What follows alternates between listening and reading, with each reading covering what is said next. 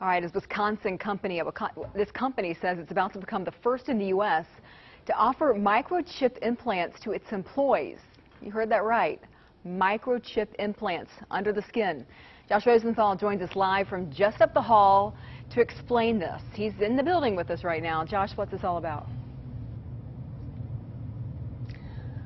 That's right. So, Lindsay, just outside of the studio here, we've got a few of these vending machines. Now, we all know how these work, right? You walk up, you put your dollar in, you get your bag of chips. Well, as I learned today, these machines are quickly becoming very old-fashioned, and in fact, just how old-fashioned may surprise you.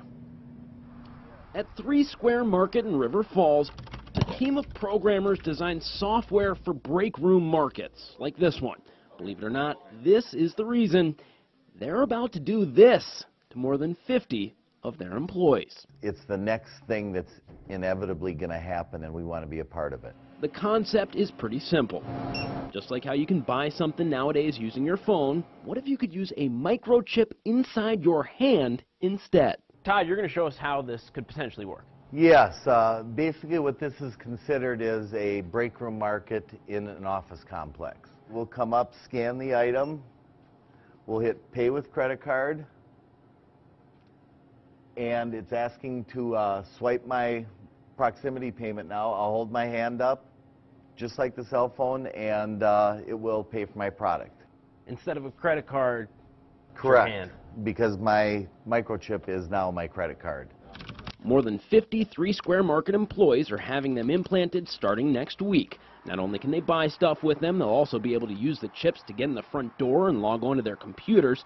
Each chip costs $300. The company's picking up the tab. The chip goes between your thumb and forefinger, and CEO Todd Westby says the data is both encrypted and secure. So if I'm one of your employees and I've got this chip in my hand, you won't know, hey, Josh is slacking off. I can tell because I'm reading this chip. No, there's no GPS tracking at all. Employees here aren't required to get the chip. One of the ones choosing to do so, however, just so happens to be former North Star player and current Edina hockey coach, Kurt Giles. If somebody told you back in the day when you're flying around the ice playing for the North Stars that you're going to have a chip implanted in your hand, you're going to use it to pay for stuff, you're going to use it to get in and out of buildings, what would you have told that person?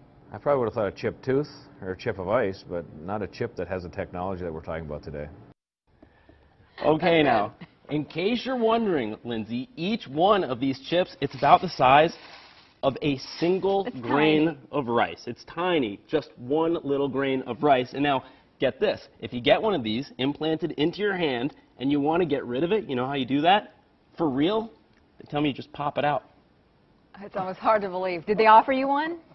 They did. They very much wanted me to come back next week when they're putting them to get one. Still not sold, but I'm a little closer to being sold than I was when I walked in. Faster from the vending machine. Sure would. All right, now we need to upgrade the vending machines. Yeah, really. All right, thank you, Josh. Sure. All right, this may be the first time a U.S. company is using the technology, but it's already being used in Europe. A company in Sweden offered more than 100 employees the opportunity to get those microchips earlier this year. The company Epicenter Stockholm says phone and internet browsing history poses more of a threat than the chip.